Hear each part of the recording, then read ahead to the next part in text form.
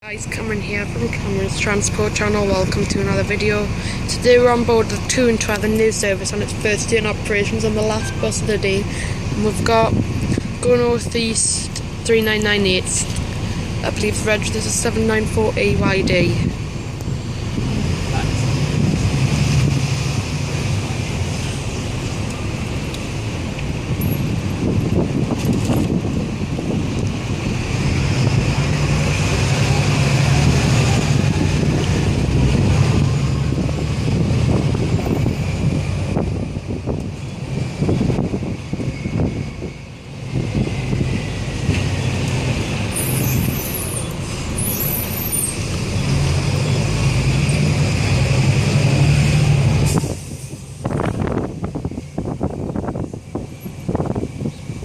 Off to your left, you may get a glimpse of Leazes Park, the oldest park in the city, which opened back in December 1873 after the council was petitioned for ready access to open ground for the purpose of health and recreation. There that is, guys, there's Leazes Park.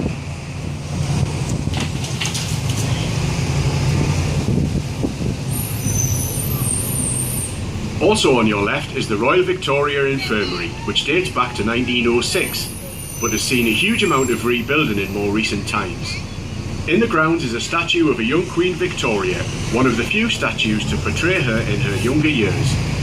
After her death in 1901, all institutions were given items of her clothing, with the RVI being granted 2 pairs of Queen Victoria's bloomers, which summed up her attitude to the city, and we'll have more on that one later in the tour. The hospital is now home to the Great North Children's Hospital and the Sir Bobby Robson Cancer Trials Research Centre, which was funded in memory of the former Newcastle United manager, whose foundation has raised millions of pounds to fund cancer research. On your right are the buildings of Newcastle University, with the oldest dating back to 1888. The university was originally affiliated to Durham University and became a university in its own right in 1963. There are 2 world-class universities in our city, with over 35,000 students studying here. That's a lot.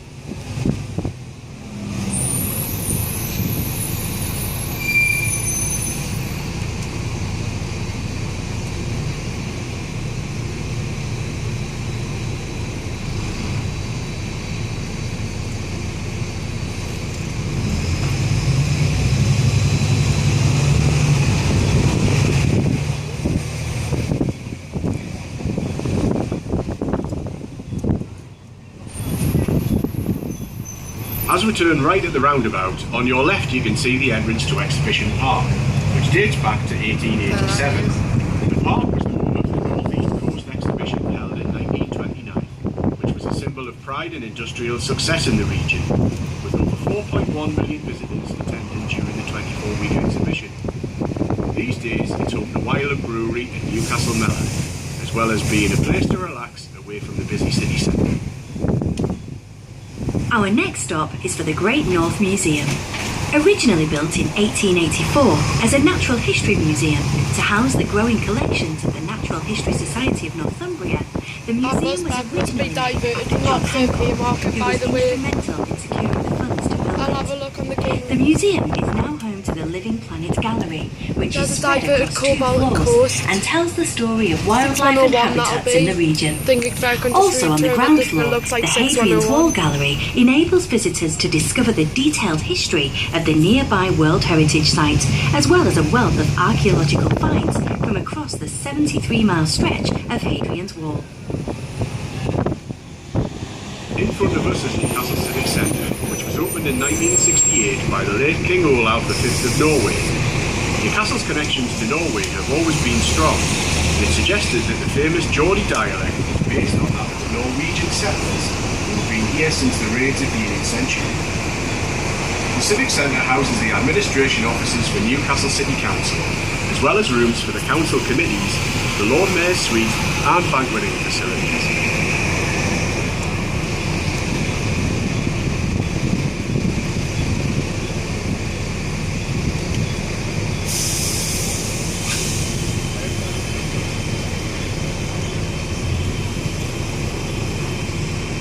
That's the speaker for this bus.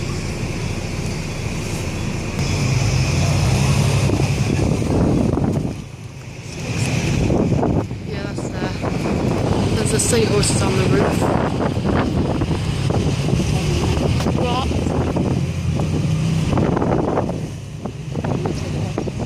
I mean, whatever you call town or whatever you call it. We're now approaching the Haymarket, an area named after the market where local farmers bought their hay, but that was a long time There's ago. the bus station. As we turn left on the right side of the bus, you'll see Northumberland Street, the city's famous shopping street, with some of our biggest shopping stores. From 1928 to 1967, this was part of the main A1 road route from London to Edinburgh, but the street has changed a lot since then and was pedestrianised in 1999.